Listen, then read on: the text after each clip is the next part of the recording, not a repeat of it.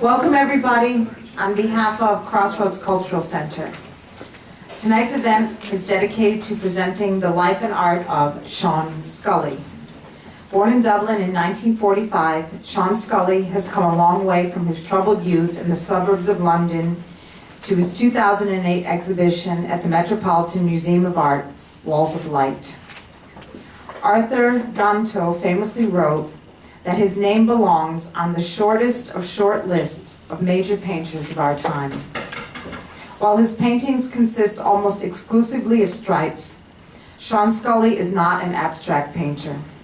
His compositions relate to the walls of Erin in his native Ireland and to the time-washed facades of the makeshift houses he photographed in slums and favelas. Sean Scully found in this architectural vocabulary a possibility to save abstraction from Puritanism and emptiness and to reconnect it to the realm of human experience. Asked about the exclusive use of horizontals and verticals in his paintings, Sean Scully responded that the horizontal stands for the infinite horizon and the vertical for the position of man in front of the infinite. The year 2015 was a major breakthrough for Sean Scully.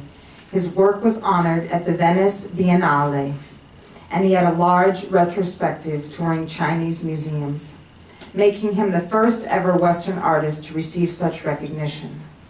And he completed his most important installation to date, Santa Cecilia, a Romanesque chapel located on the sacred mountain of Montserrat in Spain, a work which he undertook as a token of friendship to a Benedictine monk.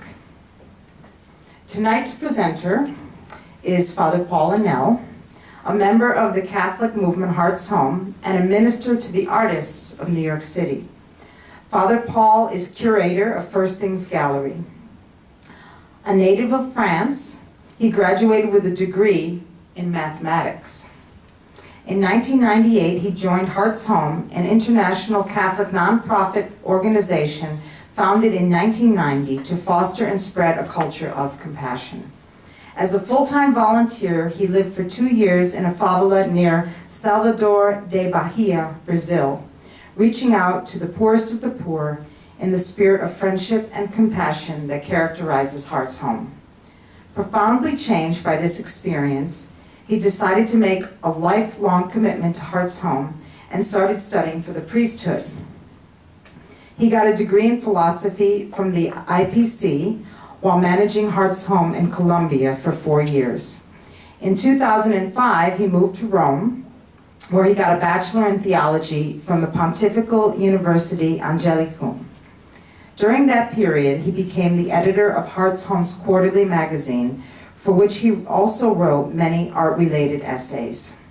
In 2008, he moved to New York City in order to collaborate on the foundation of the International Center for a Culture of Compassion in upstate New York.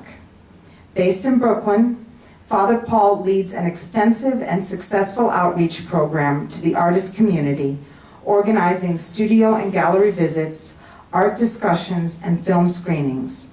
He was ordained a deacon in Brooklyn in 2009 and a priest in France in June 2010. Father Paul has been a personal friend of Sean Scully since 2008.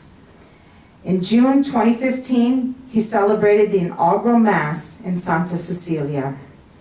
He will give us a personal account of the artist's journey from his walls of light to his masterpiece of sacred architecture, a journey of longing, friendship, and faith, where contemporary art proves it still has the capacity to surprise and uplift. Father Paul.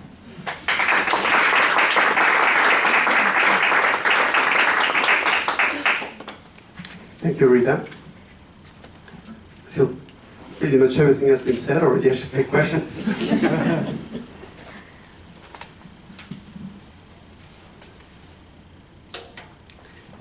So, we're talking about this man, Sean Scully, whom Rita just introduced, who was born in 1945. And I'll talk more specifically about this work, Santa Cecilia. I'm going to do two things this evening. I'm going to first introduce a little bit about Sean Scully and his work, the whole journey that led to this creation near Barcelona, Santa Cecilia. And then the second part of the evening, the next 25 minutes, we'll watch a short documentary that was made in Montserrat a couple of months ago that has not been shown before. It's basically an interview of Sean Scully and Father Plana, the commissioner of Santa Cecilia, and you'll get to see. Hopefully you want to visit then, but you really get to see what it looks like, how it is inside, and how Sean Scully came to create that chapel. And I mean, he has a long career. His actually, when he recalls his earliest memories of being interested in art, it goes back to his, though he was born in Ireland, he grew up in England, in the suburbs of London, and there was a small chapel in his neighborhood on his way to school or something, and it had a way of the cross around the chapel that probably had no aesthetic value whatsoever, but it's really those images that drew him, awakened in him that desire to become an artist. And that's very interesting because already back then what interested him was not so much the aesthetic of the image, but the capacity that image can have to compress so many different things, and in a way of the cross, to compress tragedy and hope, and to compress transcendence and humanity. So the place that we're going to talk about tonight, it's in just outside of Barcelona, right there. Montserrat is about 1 hour north of Barcelona, and that's where I'm from, just so you know. Not far. Just so you see the map if you want to take a trip, so you can fly to Barcelona and rent a car, very easy. And Montserrat is it's a place of very old history in Spain. It all pretty much started with the discovery of that sculpture, which they found in a cave on a mountain outside of Barcelona, and they couldn't lift it up to bring it back to the cathedral. It was during the 11th century. I mean, hard to know exactly what is, tradition says that it happened this way. The truth is, we don't exactly know how it happened, but there must have been something for them to decide to build a huge, maybe not so big at the time, but to build a monastery on a high mountain. And you will see in the movie, you'll see what a mountain looks like. It was very difficult to build a monastery on top of that mountain. So they built a monastery around that particular sculpture, and it became a place of pilgrimage for Catalonia. It's like the place that's symbol of Catalonia, but for the whole of Spain and even larger in Europe, it's a very important place of pilgrimage. But the history of Montserrat actually goes even further back in time to the 10th century, when some monks from France, of all places, moved back to Spain, and they moved down to Spain and they established a monastery on the mountains. This was the first monastery that was built in the 940s, and that's Santa Cecilia. And so Sean Scully was first introduced to Montserrat by his gallerist in Barcelona, Carlos Tache, with the idea that maybe he could have an exhibition at a museum. The monastery has a museum, and because the monastery gets a lot of visitors every year, the museum itself has, for a museum located on a mountain, all the way on top of the mountain, it still has hundreds of thousands of visitors every year. So, but still, it's a rather small museum, and compared to the Metropolitan Museum or the Tate Gallery or places like that, it wasn't very attractive to Sean Scully. So he wasn't so much interested in the museum, but then he said, isn't there a way to exhibit my work in the monastery? And Father Plana, who was still is the director of the museum, said, well, you could, but nobody would see your work, only the monks. It would be nice for us, but the monastery is for the monks only. But we have a place outside the monastery, it's like 3 miles outside the monastery, let's go and see it. And Sean Scully saw the place, and when he saw it, he said to Father Plana, all my life I've been looking for this place. Santa Cecilia is right there. So, of course, an artist just offered to redecorate entirely a chapel located in this kind of environment. I think anybody would be happy to do that. I mean, that was quite a gift to be given that commission. But it does relate very much to his work. I mean, if you know anything of Sean Scully, usually what people know is that he does stripes. It is verticals, horizontals. He's been doing that for like 50 years. He almost never did anything else. And as it happens, when you look at the surroundings of Santa Cecilia, it was meant to be home to his work, because on the one side, it's the horizon, the Pyrenees, and then it merges into the Mediterranean. And on the other side is the rocks, the famous rock of Montserrat, which rise up vertically above the chapel. So it's all about this infinite horizon and the vertical, and Santa Cecilia is right in between. But I want to look now at the journey that led to Santa Cecilia. Vertical, horizontal. That's typical of the work that Sean Scully did back in the 70s. Like I said, he grew up in England. He had a very troubled youth, a very poor family, very troubled youth. He had a very hard time getting into art school. Eventually he got into an art school which was, I think Croydon College it was called, and it was a school for, I wouldn't say kids with disabilities, but kids, not privileged kids, more it was last on the list, but he was too happy to get into that school, he didn't care. So he studied there and did pretty well, ended up having of course I jumped a few steps, but got a full scholarship to go to Harvard. So went to Harvard, and then from Harvard moved to New York. So in the 70s he was living in New York, and his work was very influenced by the grit of the city, the rhythm of the city. Mondrian, of course, I was mentioning to Rita, of course. Mondrian was a big influence on Sean Scully as well. And he mentioned that the 70s for him were, for many artists in New York, were very, very hard, especially for him and for many other artists, for many other painters, because the generation of the abstract expressionists was sort of coming to an end, and now the art world was turning its attention towards conceptual art, starting in the 60s, and pop art, and showed little interest for artists who were still actually painting. So he said that many of his friends at this point in the 70s, many of them left New York, and he decided to stay in New York. That's painting from the 80s. So you see already the evolution, still the grid, horizontal, vertical, but it's already more, it's more physical. Colors become more richer, more ambiguous, you could say. It's a lot more physical. You can see the brush stroke, which you couldn't see before. This is a painting called Paul. He painted it in 1944 after the death of his one and only son named Paul in 1983. He died in a car crash in London, and that was a terrible blow for him, for his family, that ended his marriage, and he spent almost about a year without going back to the studio, couldn't paint anymore, and when he could paint again, that's the painting that he did. So it's still very severe, but the paintings he will do in the 80s have this, they all have this austerity, this severity of the lines. But that also, this glow also set him on a journey, we could say, and the 80s, he will travel a lot in the 80s. Morocco, he did a documentary for BBC in Morocco, which you can find online, on Matisse in Morocco it's called.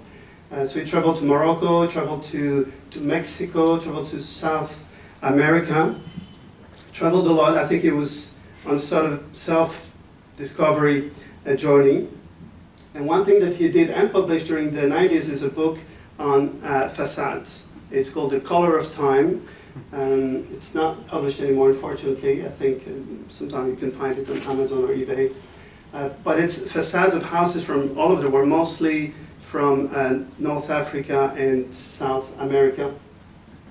And he founded this construction, which is abstract. I mean, if you look at it from a purely formal perspective, all you see is vertical and horizontals, and yet it's also deeply human. I mean, the abstract construction tells the story of the people who have been living in this house, in this place, using this place, and even the structure, of course, the doors, but the passing of time, the imperfection, all that tells a story that is deeply human.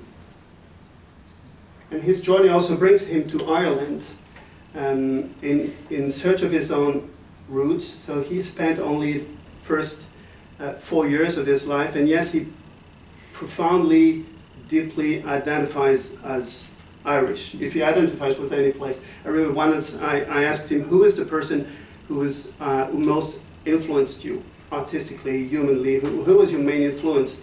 And I thought he would talk about Rothko or Matisse. He told me about his grandmother in Ireland. He told me his grandmother had, I don't remember, 7 or 8 children.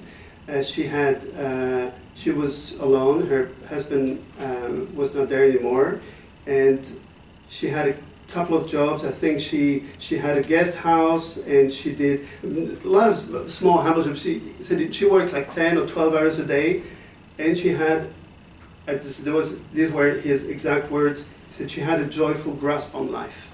And she was a woman of faith. That was, he remembered, her faith, hard work, a lot of kids, and a joyful grasp on life. He said, that's my main influence, and that's the kind of human that I want to become. So this series on the Walls of Erin, which is also a book that he published, a book of pictures, that led to what is probably his most famous series, especially in New York, because it was exhibited in 2006. He had his first solo show in the US at the Metropolitan Museum of Art, and that was the Walls of Light, which is a series that spans from the late 90s. This one is Desert Nine from 1999, all the way to the 2011 or 12. He still did some Walls of Light back then. So you can see how the structure is still the same, but it has a lot more beauty. You could say it has a lot more hope. This one, though abstract, I mean, it's desert night in the desert. They always refer to some experience, a place, or people. They're not conceptual in that sense. So is that 3 stars shining in the night, or some kind of something raining down from heaven, some light raining down from heaven? It's mysterious, whatever it is, but that's what it is about. And we can see that the brushstroke has become already looser. It's not as severe. It's something is becoming more and more human. And that in 2009, something else very important happens in his life. It's the birth of Oisin from his second marriage with Lilian Thomas, who was also a great, remarkable painter. And Oisin was born in 2009. And that, for him to have a second son, I mean, he had never really recovered from the death of his first son. And for him, he constantly refers to him as a miracle, as a gift from God. And that brought him so much joy. He says that that's his masterpiece, that he can die in peace because he's already created his masterpiece, which is his son Oisin. But it also brought a lot of joy in his work, which you can totally see the difference in his recent work in Santa Cecilia. One thing he told me was right after, I met Sean right after the birth of Oisin at his studio here in Chelsea, New York, and he told me about that one painting which he had in his studio, and the title of the painting was Oisin's Breath. And it was one of those stripe composition, and it was rather dark, and it had some red, rather strong, and it had a lot of almost like blood into it, and violence. And there was this kind of beige stripe that was coming from the left, and he said that's the soul of Oisin coming into the world. And he told me that painting, I painted it in 40 minutes. He said I was on my balcony, I was looking at the city, Oisin was in my arms, And I was thinking of all the lights in front of us and thinking of all the loneliness in the city. And it dawned on me that the love between me and my son was great enough to fill up all that emptiness in front of us. And then he went to the studio and painted Ocean's Breath. And I think just three things I want to say quickly about this picture, how it relates to his work. I mean, Sean Scully is somebody who definitely doesn't draw a line between his life and his painting. You could say that his painting flow from his interior life and from his family life, and that his painting is definitely about relationship. I mean, this whole thing of stripes and blocks, construction blocks, it's about relationship. Relationship that's sometimes broken, sometimes full of tenderness. I mean, all kinds of relationship. When you look at the edge between the blocks, you can understand he describes many different kinds of relationships, but it's always about bringing together fragments. If you want something broken and you bring it back together. It's also about play. I mean, when we visit Sean, we don't have much time to talk because he's always playing with his kids. And really always. I mean, you can be in the deepest conversation, but if ocean passes by, he just goes away. And in his work too, that aspect of play. I think there's a sense of gratuity in his work. There's just a love of the work for itself, of the beauty of the work. And there's definitely no message in his work. In that sense, I think there's a playfulness in his work. And while there is a gratuitousness of his work, it doesn't mean there's no finality. He has a very strong sense that he paints for a reason, and he paints for people, that some people will have to receive his work. Another anecdote that I remember was, he was in his studio and he has these paintings all over the studio, and they were about to be shipped for an exhibition in Europe somewhere. And he told me that the day before, while the paintings were leaning against the wall, Ocean walked in the studio, he saw the paintings, and then he went and kissed the painting one by one all around the studio. And the way he understood it, he said, my son was blessing the paintings for the work they would have to do in the world. And he has a strong consciousness that the paintings have to do a work in the world, that they're sent into the world in order to deliver something, and to deliver hope, to deliver joy. We're talking also recently about his shows in China, in museum in China, and journalists ask him very often will he be influenced by China? How does China influence him? He said, that I don't know, but what I know is, and what I care about right now is how my work can influence China.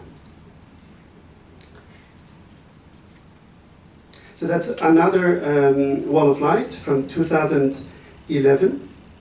And I want to show this painting and to show another something else that's very present in his painting and lead us to Santa Cecilia is the aspect of transcendence. And while he paints a wall, his walls are definitely not walls of separation. You could say that what matters in his painting is what happens behind the wall. And he once described his walls of light. He said, think of a house that's there to shelter refugees. He said that it was before the whole crisis, it was 6 years ago. He said, that's the way I understand it. I build a wall for people to find shelter. And what interests him is what happens behind the wall, which you can see sort of at the edge. And so the biography of the painting is written at the edges of the block, because you can see, of course, all the layers, all the different colors that he's used. But also it's interesting in a light that comes from beyond, like a stained glass, you could say. A stained glass window, it's a skin, it's a surface, but it's there to mediate something that's beyond the window. And there's one image that for me expresses that very well. Of course, it's not from Sean Scully, it's from a 17th century Georges de la Tour. You probably know that painting. But you see the way that the fingers and hide the light, but also reveal it. A light that would be maybe too strong to be looked at directly, but with the mediation of the hand, of the flesh, it becomes visible. And also I think this painting, for me, relates very much to his work because it has both the, you could say, innocence or contemplation of childhood and the manual labor. The expression actually bricklayer of the soul was not invented by me, it was invented by Bono, who wrote a poem, which I hope he will put into music someday, but he wrote a poem about Sean Scully for his 70th anniversary birthday, and he calls him the bricklayer of the soul, which is an expression, of course, Sean Scully loves very much.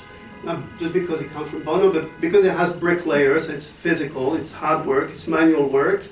It's not doing something nice, conceptual like this. It's a work, it's a thing that you're creating, but of the soul. That is, it's always about spirituality and how the material has the capacity to mediate the spiritual. So this brings us to Santa Cecilia. I'm talking about wall of light. Santa Cecilia, it's all about walls and light. And Santa Cecilia was inaugurated on June 30th of last year, so not even a year ago. That's the first thing that you see when you walk in the chapel. It's made of 3 chapels, so you'll see it better in the documentary. This is the first one dedicated to St. Peter. And that was the inauguration mass on July 1st, the day after the inauguration with all the media. And so it was a great privilege to stand at the altar. It's very moving for me, for Sean, and also for this man whom I haven't really introduced so far, but you'll get to know him better in the documentary, in the interview, Father Plana. So he's the director of the Montserrat Museum of Art, and when Sean Scully was introduced to Montserrat, well, he fell in love with the place, but you could say also he fell in love with this man. I mean, the friendship is just so beautiful. And really, if he did the chapel, which he donated, all the works were donated. I mean, the whole chapel was paid for by Sean Scully and donated to the monastery. It's really out of friendship for Father Plana. It was I mean, you'll get to know him a little bit better. The film is an interview of Sean Scully and Father Plana. And the last work I would like to show is this one. It's one of his very recent work. That's the one that was honored at the Venice Biennale. It's called The Gatherer. And what is it? It's a huge painting, actually. It's very big. It's four different, it's not canvases. He paints on aluminium, I think it is, or steel. So a very heavy work, very monumental. And what he said about this painting, I think it's, I like his explanation, is that I wanted to put everything in this painting. I wanted to put beauty and ugliness. I wanted to put purity and dirt and dust and everything, and bring that all together. And so what brings it all together, he talks about these red stripes. And he said those red stripes, it's the red of the Sacred Heart. It brings everything back together into unity. So I think that transitions into the film, and I'll trust Angela.